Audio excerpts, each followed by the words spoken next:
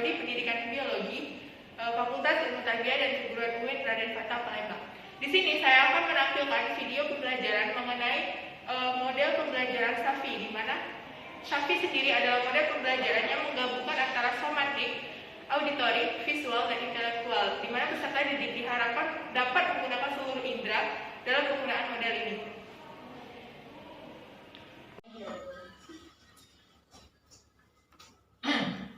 Assalamualaikum warahmatullahi wabarakatuh. Waalaikumsalam warahmatullahi wabarakatuh. Selamat pagi anak-anak semuanya. Pagi, Bu. Apa kabar? Baik, Bu. Apakah sudah siap untuk memulai pelajaran hari ini? Siap, Bu. Oke, sebelum mulai pelajaran, ada baiknya kita membaca doa terlebih dahulu. Untuk ketua kelas, silakan dipimpin. Baik, sebelum kita mulai pelajaran hari ini, marilah kita berdoa terlebih dahulu. Berdoa mulai.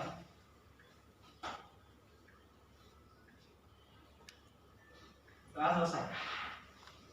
Oke, karena sudah berdoa, sekarang ibu akan mengecek kehadiran kalian terlebih dahulu. Arlinda Kurnia, hadir Bu. Rizky Dwi Alfiana, hadir Bu. Esa Agustina, hadir Bu. Cynthia Pratiwi, hadir Bu. Cinta Dwi Mandariuni, hadir Bu. Tangkir Batubara, hadir Bu. Aqua Lolana, Bu. Bunga Pertiwi, hadir Bu. Rafli Agus, ya. Hadir Bu. Karena semua sudah hadir, jadi untuk pertemuan pertama ini Ibu akan membagi kalian dalam beberapa kelompok. Silakan bentuk kelompok yang beranggotakan masing-masing kelompok 3 orang. Karena mungkin sudah dibentuk kelompok, kalian mungkin akan lebih siap dalam belajar. Sekarang Ibu ingin bertanya dulu kepada kalian. Apakah kalian pernah mengalami flu, pilek? Pernah. Coba sebutkan gejala-gejala yang terjadi pada saat kalian mengalami flu atau pilek tersebut. Bersin, Pak. Badan kamu. Pusing kepala, Bu. Nah, setelah dari beberapa gejala tersebut, apakah kalian tahu penyebab dari flu itu sendiri? Tidak. Penyakit. Oke, karena kalian masih belum tahu, jadi aku akan memberitahu. Hari ini yang akan kita pelajari adalah materi mengenai virus. Virus adalah salah satu materi genetik yang dapat menyebabkan penyakit. Contoh penyakit dari flu yang sudah kalian sebutkan sama-sama tadi. Jadi penyebab dari flu tersebut adalah salah satu dari bentuk virus. Bisa diikuti? Tahu. Oke, setelah itu Ibu akan menjelaskan tujuan pembelajaran kita pada hari ini.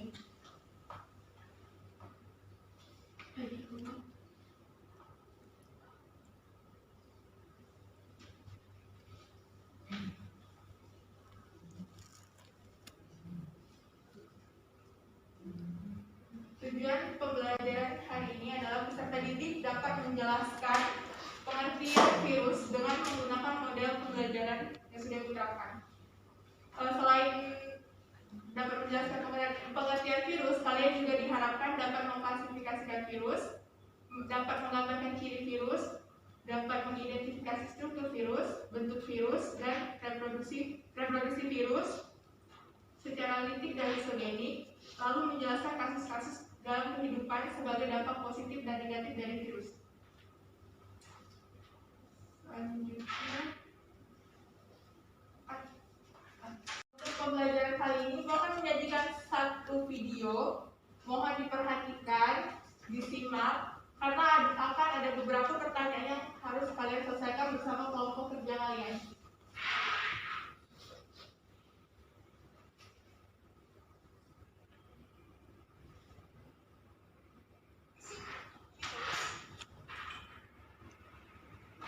Video pembelajaran yang Ibu pakai hari ini adalah video pembelajaran. Jadi tolong kalian simak, perhatikan baik-baik karena dalam video tersebut sangat terdapat beberapa pertanyaan yang nantinya akan kalian selesaikan bersama kelompok kalian.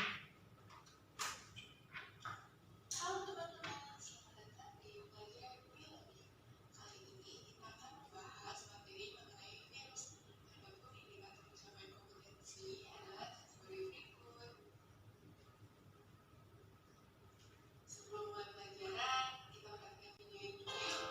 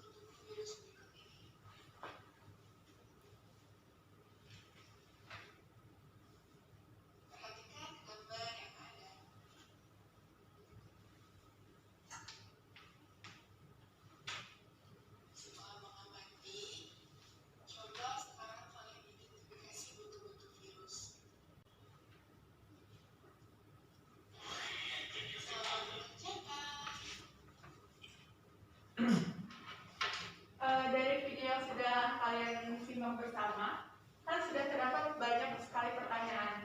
Nah, jadi Ibu mengarahkan kepada kalian untuk menjawab pertanyaan yang terdapat pada video, untuk kemudian nanti dipresentasikan di depan kelas. Dan Ibu beri waktu selama 30 menit untuk mencari jawaban dari sumber manapun, baik internet, buku, dan sumber lain yang menunjuk. Silakan. Baiklah, setelah Ibu beri waktu untuk berdiskusi tadi, apakah sudah mendapatkan jawabannya? Sudah. Dan sekarang Ibu akan meminta kalian untuk mempresentasikan hasil diskusi kalian tadi.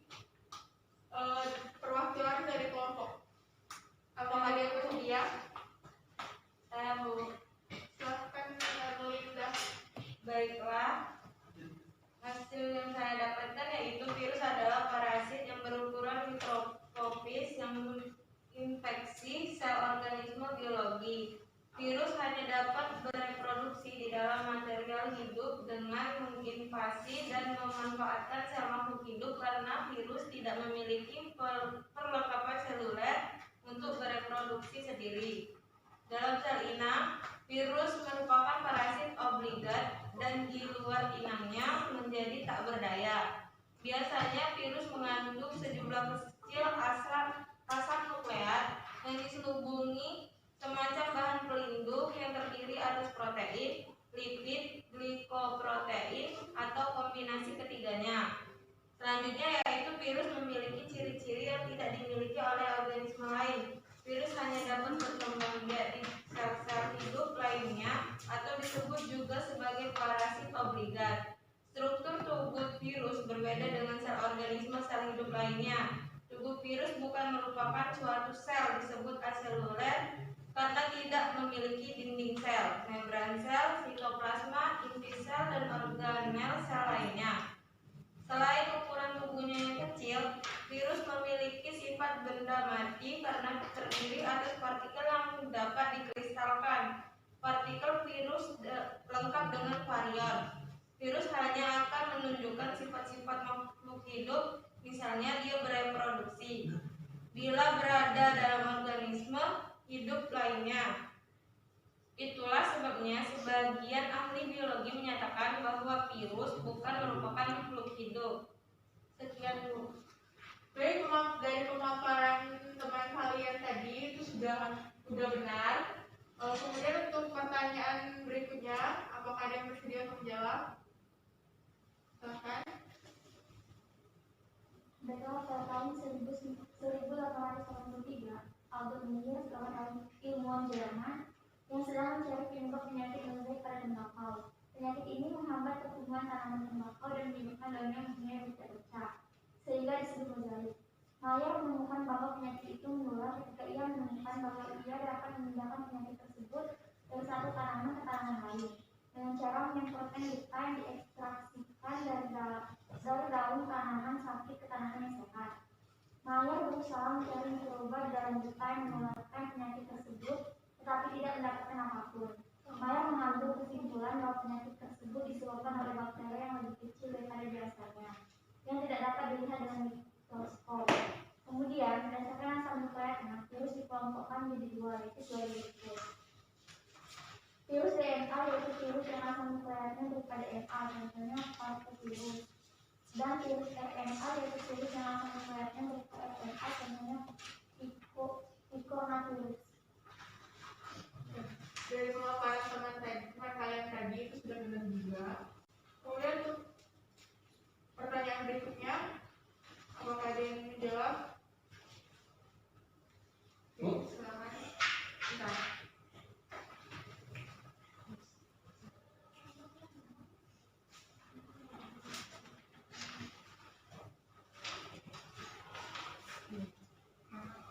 Silakan lengkapi Baik, seluruh virus berikut. baik, saya akan menjawab pertanyaan yaitu pada gambar di depan, yaitu pada barang pertama itu disebut dengan kapsid, yang mana kapsid ini sendiri merupakan kepala dari virus. Yang kedua, yang seperti ada tali berwarna hijau di dalam kapsid tersebut disebut dengan DNA, yang merupakan cairan yang menjadi otak dari virus tersebut.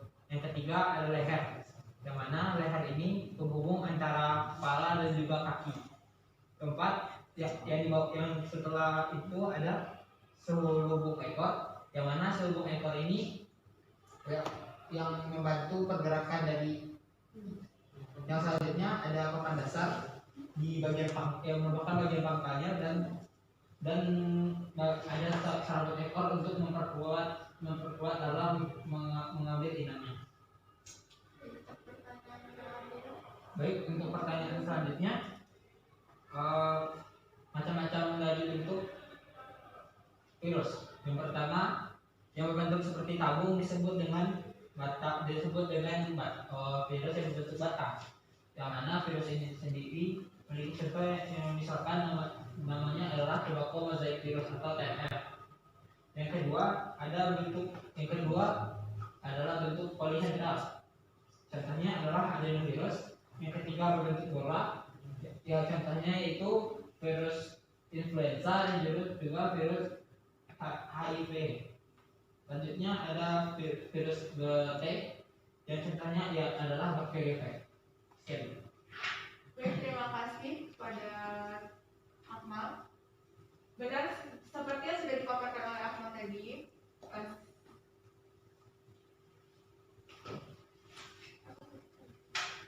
dari hasil presentasi teman-teman kalian tadi, jawaban dari teman-teman kalian tadi sudah benar.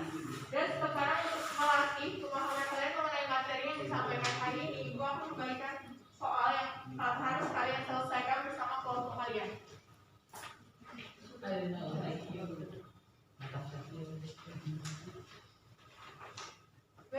silakan dikerjakan.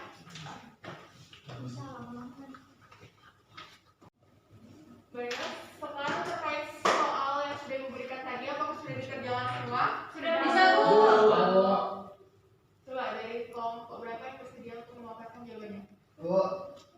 Bisa. Bunga, silakan diberikan.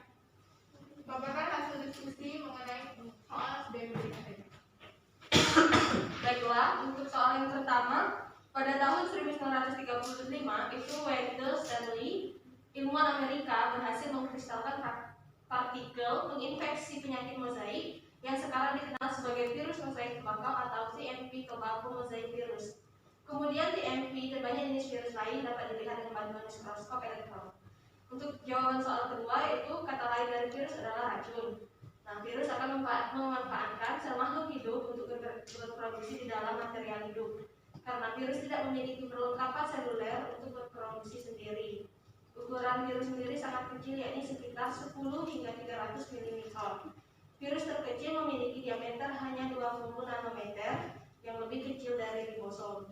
Nah, untuk soal yang nomor 3 yaitu lengkapi gambar berikut. Nah, adapun untuk bagian-bagian dari gambar ini adalah bagian yang atas yang kecil dan yang berbentuk panjang ini ialah protein, dan untuk yang berbentuk spiral ini ialah RNA, dan yang putih bulat yang mengelilingi RNA ini adalah kapsid, dan yang hijau mengelilingi RNA dan kapsid ini ialah sampul. Sekian. Dari semua para teman kalian tadi sudah benar bahwa pada tahun 1935 ilmuwan Amerika Serikat yaitu Wendell Stanley itu berhasil mengkristalkan partikel yang menginfeksi penyakit mosaik. Jadi penyakit mosaik pada tumbuhan itu disebabkan oleh TMP tobacco mosaic virus. Kemudian untuk ukuran virus pada soal nomor 2 itu sekitar 10 hingga 300 mikron. Nah, dan yang terkecil itu hanya sekitar 20 nanometer. Kemudian untuk melengkapi gambar yang ketiga, itu merupakan gambar dari influenza virus influenza yang menyebabkan penyakit flu. Benar seperti yang dipaparkan teman kalian tadi, strukturnya terdiri dari protein, RNA, sampul, dan kapsid. Baik, sejauh ini apakah ada yang ingin ditanyakan? Tidak.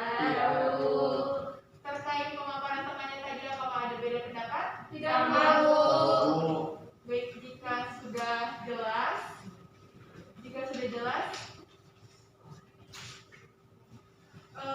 kita akan menyimpulkan hasil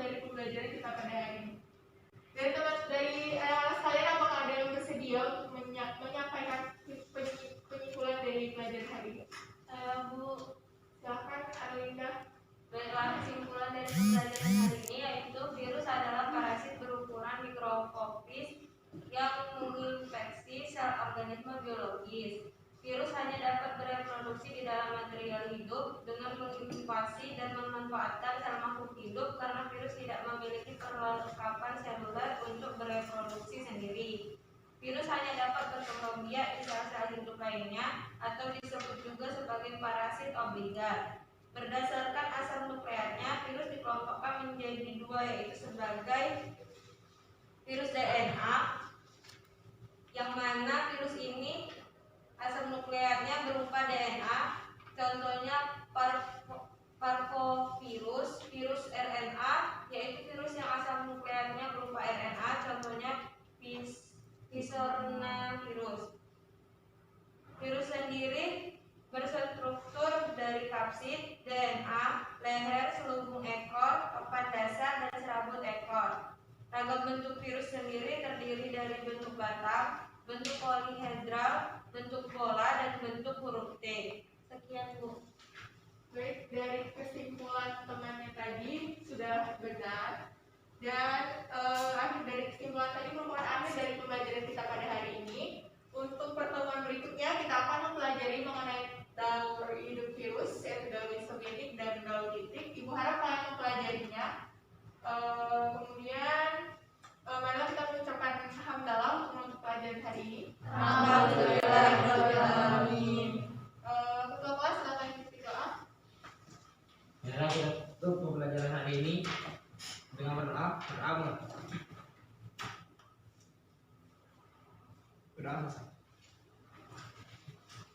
Baik, selesai pertemuan pada hari ini. Ibu harap kalian semangat dalam belajar, mengerjakan tugas.